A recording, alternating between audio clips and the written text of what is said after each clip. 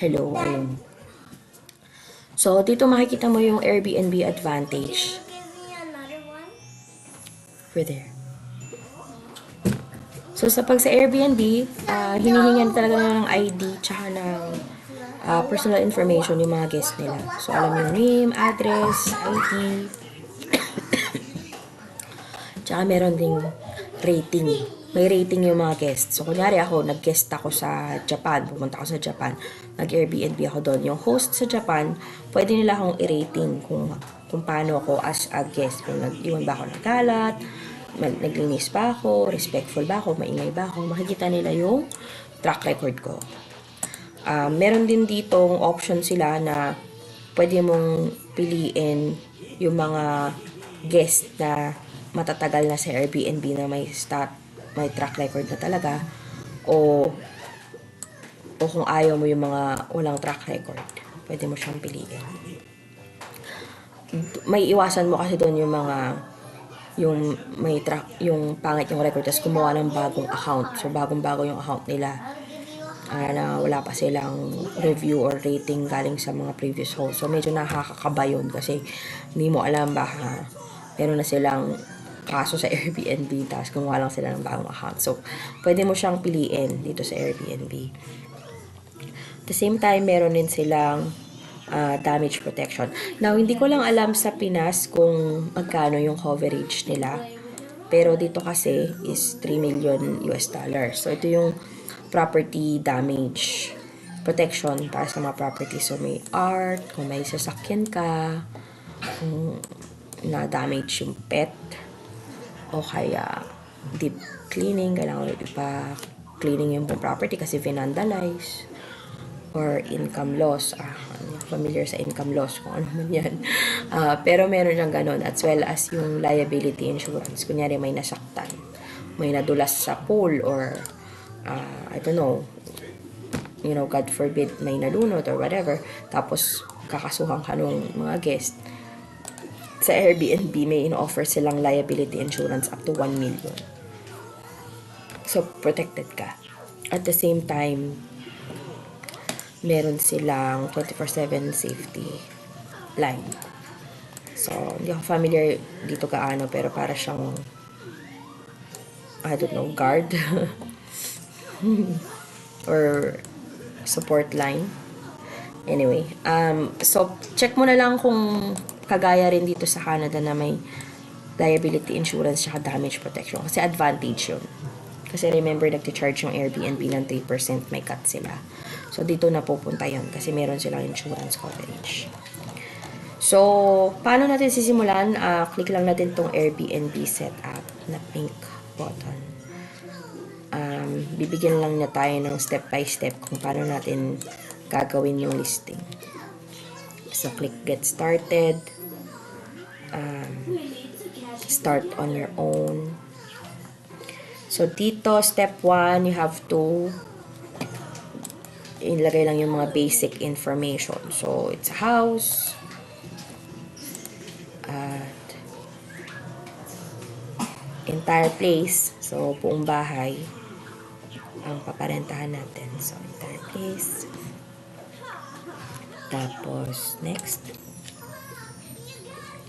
And then, dito, ilalagay natin yung address. Yung address ng ating property. So, ginaya ko lang yung address mo ko sa page. So, lagay lang natin dito Philippines. Tapos, yung street,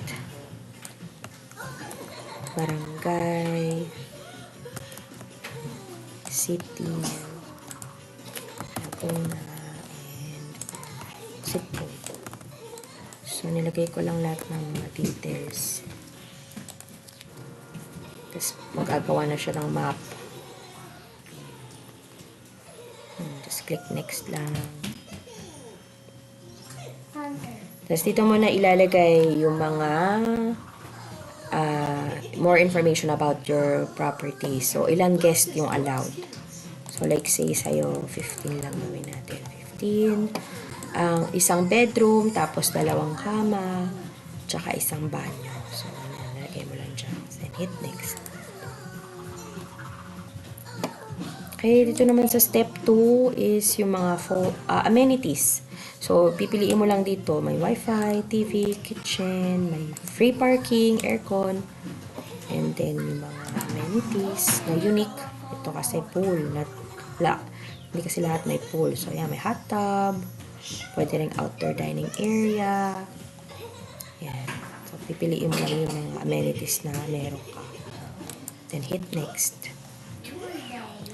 And dito, mag-upload ka lang ng 5 photo, at least 5 picture. So, dito, kinuha ko to sa page nyo kanina. So, add ko lang yung mga photo.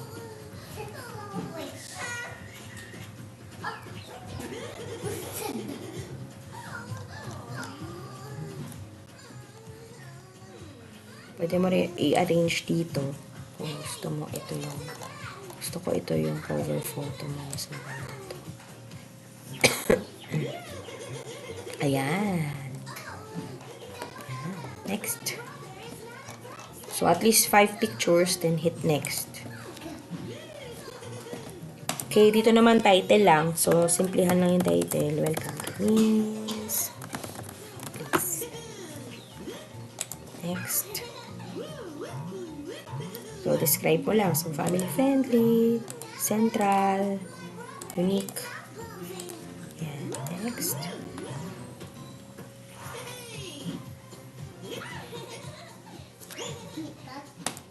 Okay, so dito naman sa description, anything catchy.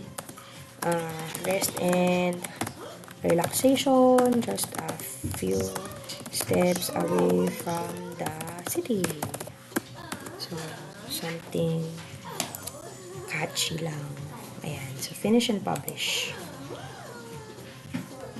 So, dito, ikaw magde-decide kung paano ka tatanggap ng booking. May option kasi sila na yung guest, instant book ang tawag doon. Yung guest, kunyari may pinili siyang date and available naman yung property ng ganong araw. Instantly book na siya, confirm na siya. Dito naman sa pangalawa, meron kang control kung sino yung i-approve mo, sino yung i-decline mo.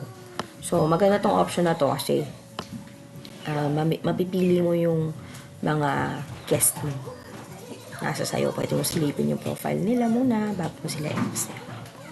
So, yan. So, piliin lang natin itong approve or decline. Okay, tapos dito naman, ito yung ano nila, yung reservation nila na pwede mong piliin yung mga long time Airbnb users or yung mga o baka gusto mo yung mga lahat, kahit sino. So, dito mo lang siya pipiliin. So, para mas yung guest mo, mas piling-pili. Pwede mong piliin tong experienced guest lang. Ayan. Although, mababawasan nga yung pwedeng mag-book.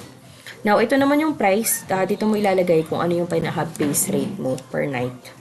So, para lang sa demo na to, gawin lang natin siyang 7,000. Ngayon, sa 7,000 na yan, merong cut dyan ng Airbnb. Ang cut ng Airbnb is 3%. So, ang magiging kikitain mo dito sa 7,000 per night is magiging 6,790 lang kasi merong cut ng Airbnb na 3%. Ngayon, hindi lang yun. Kanina 'di ba sa booking, meron siyang charge na 14%. Ito yung 14% na yun. So, idadagdag na yan dun sa babayaran ng guest. So, ang babayaran ng guest is a total na 798 ang lalabas sa kanya. Pero ang makukuha mo lang dyan is 6,790. So, yun. So, itong base price na 7,000, again, may cut ang Airbnb na 3%. Ito yung 210. So, ang take home mo lang is 6,790. So, at the same time, may charge din sila sa guest na 14%. So, may dagdag na kaya magiging 7,988 yung babayaran ng guest. So, makita mo yung diferensya, no? So, kahit nagbayad yung guest ng almost 8,000, ang makukuha mo lang is 6,700 dahil may extra, ano sila, may cut. Pero tingin ko okay naman kasi may kapalit naman yun kasi covered kanila ng insurance, tapos may liability pa sila. So, nasa sayo, so bahala mag-set ng rate mo. Okay, so hit next lang para mas makita pa natin yung iba pang mga option. Yan. So, ito yung mga discounts na pwede mong ilagay. So, typically, kung pag mas matagal nag-stay yung mga guest, mas okay yung may extra discount sila. So, dito kapag nag-stay sila ng 7 nights, may 10% discount. Dito pag nag-stay sila ng at least 28 nights, may 25% na discount. Yan. So, next lang natin. Okay, tapos ito naman, parang big no-no to ng Airbnb. Security camera, weapons, or dangerous animal. Itong security camera, controversial to dahil may iba na mga guest nagrereklamo dahil nakikita nila may hidden camera yung mga Airbnb na property. Minsan nambuboso, minsan nakalagay sa CR, mahuli nila, nakatago sa mga switch, sa light ng switch ng ilaw. So, ayaw nila yan. So, of course, yung weapon, dangerous animals, naman yan, explanatory. So, hit next. Dahil wala naman tayo yan. Ito lang, papakita niya sa yung preview, kung ano magiging itsura. So, welcome to Mi's Place, 7,000 per night. Yan. Okay, so hit next lang. And dito,